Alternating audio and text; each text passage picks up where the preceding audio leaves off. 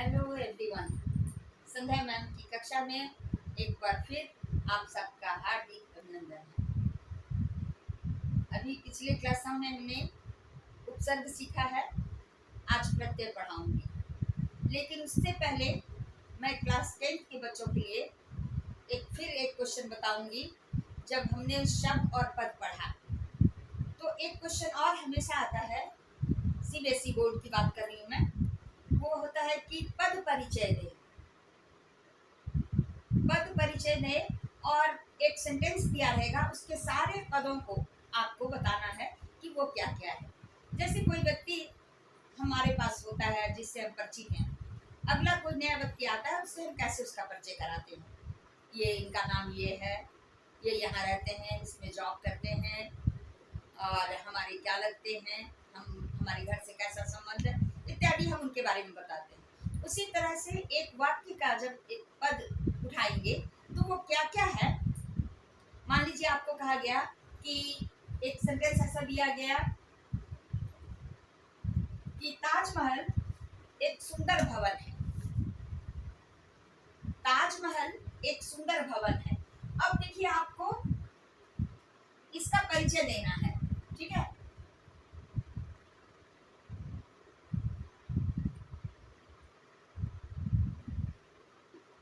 एक सुंदर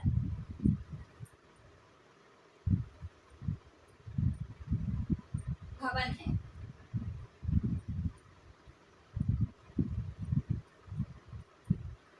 ये आपको आता है एग्जाम में और आपको कहा जाता है कि पद परिचय दे।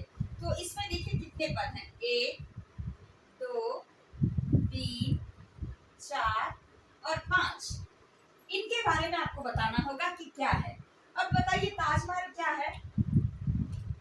ताजमहल संज्ञा है, नाम है। ताजमहल एक वचन है, ठीक है। ताजमहल पुल्लिंग है। ताजमहल कर्ता है और इसमें जो है क्रिया है उसका कर्ता है ये ताजमहल। तो हम ताजमहल इससे निकालेंगे, ताजमहल के सामने लिखेंगे एक वचन, पुल्लिंग, संज्ञा और है क्रिया का ये कर्ता है। इतना इसका परिचय हो गया। अब एक क्या है, संख्यावाचक है, नंबर बता रहा है, विशेषण है, पुल्लिंग है, ठीक है। और ये जो है ये इसकी विशेषता बता रहा है ताजमहल की। ये एक सुंदर बहुत सारी चीजें हैं, उसमें से एक सुंदर है कि हाँ ये जो है उसकी सुंदरता के लिए प्रयोग में आ रहा है। तो हम कहेंगे कि संख्यावाचक है, एक वचन है, विशेषण है और क्या है, ये ताजमहल के लिए ये प्रयोग में हो रहा है, जो कि इसे कहते हैं एक वचन। इसमें ज्यादा कुछ नहीं है, ये सिर्फ एक जो है ये सुंदर चीजों में से भी खास बता रहा है हमें। अब देख लीजिए नेक्स्ट शब्द हमारा आता है सुंदर। सुंदर क्या है, विशेषण है। किसकी विशेषता बता रहा है, ताजमहल की विशेषता बता रहा है। और क्या है, ये पुल्लिंग है। और क्या है, कौन सा विशेषण है, गुणवाचक विशेषण है। और इसका विशेष्य क्या है, भवन। भवन की विशेषता बतला रहा है सुंदर, इसलिए विशेष है भवन और विशेषता है सुंदर। अब चौथा शब्द हमारे पास आता है भवन। भवन क्या है, जातिवाचक संज्ञा है। भवन मीन्स कोई एक विशेष भवन नहीं होता, भवन जितने हैं सब, एक भवन बोलने से सारे भवन उसमें आ जाएंगे। तो भवन क्या है, एक संज्ञा है। कौन सी संज्ञा है, जातिवाचक है, पुल्लिंग है, एक वचन है। बस ये जो है उसका आप परिचय देंगे। अब देखिए है क्या है, क्या है, सहायक क्रिया है और ये एक वचन है। होता तो बहुवचन होता है, एक वचन है, सहायक क्रिया है और क्या है ये वर्तमान काल ये है। बस उसके सारे शब्दों को अलग अलग आप परिचय करा देंगे। यही होता है आपका पद परिचय। इस पर मैं प्रैक्टिस कराया करूंगी एक एक बार दे करके, एक बार फिर से क्लास 10th के लिए स्पेशली ये प्रैक्टिस करवाऊंगी। आज हम पढ़ेंगे प्रत्यय। प्रत्यय हमने बताया था कि जो किसी शब्द के पीछे लगाते हैं उसके बाद वो होता है प्रत्यय। जैसे मान लीजिए कि हमने एक शब्द लिखा वीर, वीर। अब आप बताएं मुझे कि इसमें कौन सा प्रत्यय लगाएंगे तो एक नया शब्द हमारा बनेगा। वीर में ता यदि हम लगाते हैं तो बनता है वीरता, यानी ता प्रत्यय है। प्रत्यय हम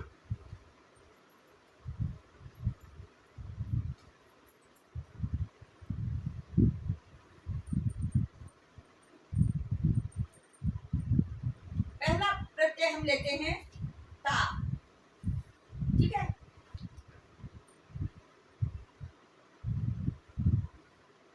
दूसरा लेते हैं हम त्व, तीसरा लेते हैं पा और चौथा लेंगे पन। तो पहले हम इसको समझते हैं। ता से आप बताएं क्या क्या शब्द बनेंगे। एक शब्द हमने कहा कि वीर में ता लगाया, वीरता। कायर में ता लगाया, कायरता। स्वाधीन में ता लगाया, स्वाधीनता। पराधीन में ता लगाया, पराधीनता। स्वतंत्र में ता लगाया, स्वतंत्रता। निडर में ता लगाया, निडरता। विह्वल में ता लगाया, विह्वलता। ये आप देख रहे हैं कि ता लगा करके कितने शब्द। इसमें से कम आप 50 शब्द ढूंढेंगे किताबों में, अपने व्याकरण में और भी कोई लिटरेचर की बुक में आपको ढेर सारे शब्द ऐसे मिलेंगे। आप ता को हटा करके देखेंगे कि आपके पास एक संपूर्ण शब्द आना चाहिए, अधूरा शब्द नहीं होना चाहिए। ता हटाने के बाद यदि वो आता है तो आप समझ लें कि आपका ये सही है। प्रभुता, मित्रता, शत्रुता, उदारता, कृपणता। देख रहे हैं इस तरह से ता प्रत्यय से बने शब्द। दूसरा प्रत्यय हम लेंगे त्व, त्व। अब त्व से देखिए क्या बनेगा हमारा। महत्व,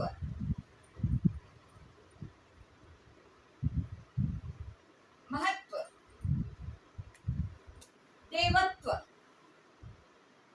देवत्व। देव में त्व लगा, देवत्व। घनत्व, मनुष्यत्व, पशुत्व, स्त्रीत्व, मातृत्व, पितृत्व। ये सारे शब्द आपके प्रत्यय से बने, ठीक है। महत्व, देवत्व, घनत्व, पुरुषत्व, स्त्रीत्व, नारीत्व, पशुत्व, ममत्व, ये सारे शब्द आपके हुए त्व प्रत्यय से। अब हम चले आते हैं पा पर। पा प्रत्यय से सिर्फ 4 शब्द हैं, सिर्फ 4। बुढ़ापा, मोटापा, पुजापा और बहनापा। पुजापा कहते हैं पूजा की सामग्री को, ठीक है। 4 शब्द पा प्रत्यय से सिर्फ।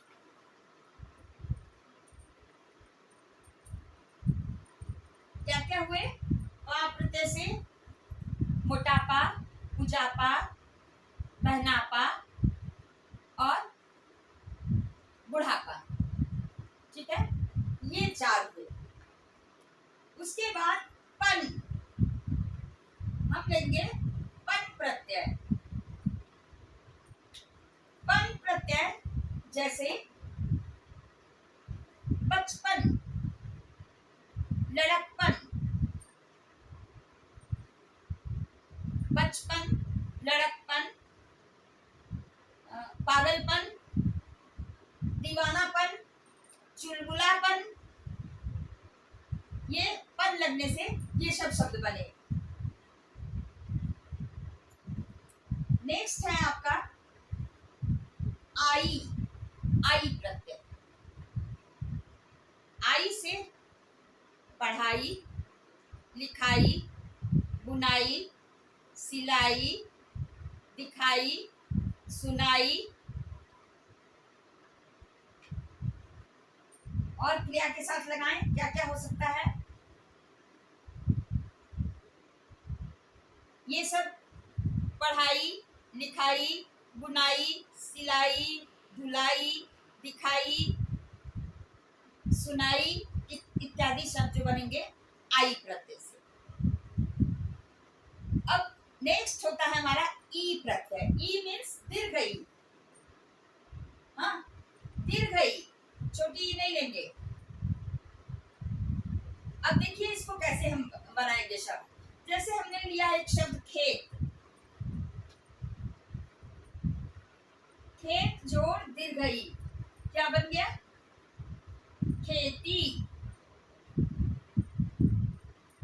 हम ऐसे शब्दों को ढूंढेंगे, ठीक है। चोरी, चोर जोड़ ई, चोरी। इसके बाद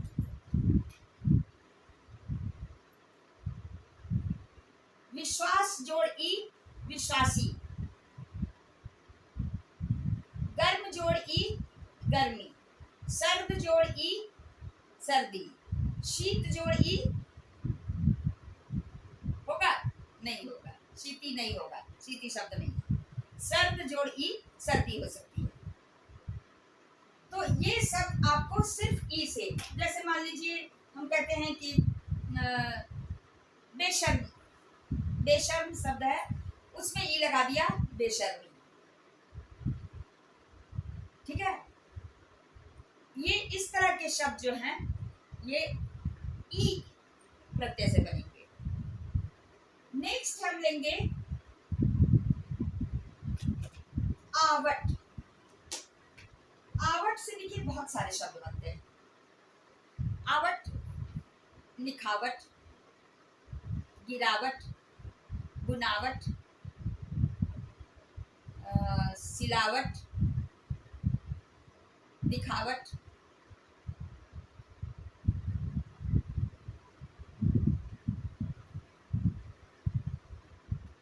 ये सब शब्द आपके आवट से बने। अब ऐसे शब्द और आप ढूंढे।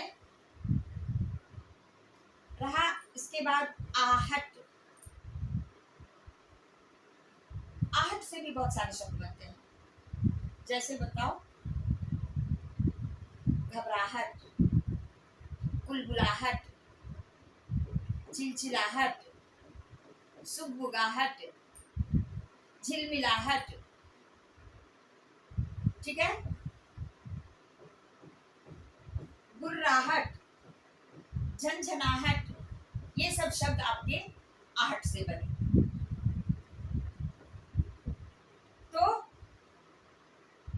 नेक्स्ट हम लेंगे आवा। आवा प्रत्यय। आवा प्रत्यय से क्या बनते हैं? दिखावा,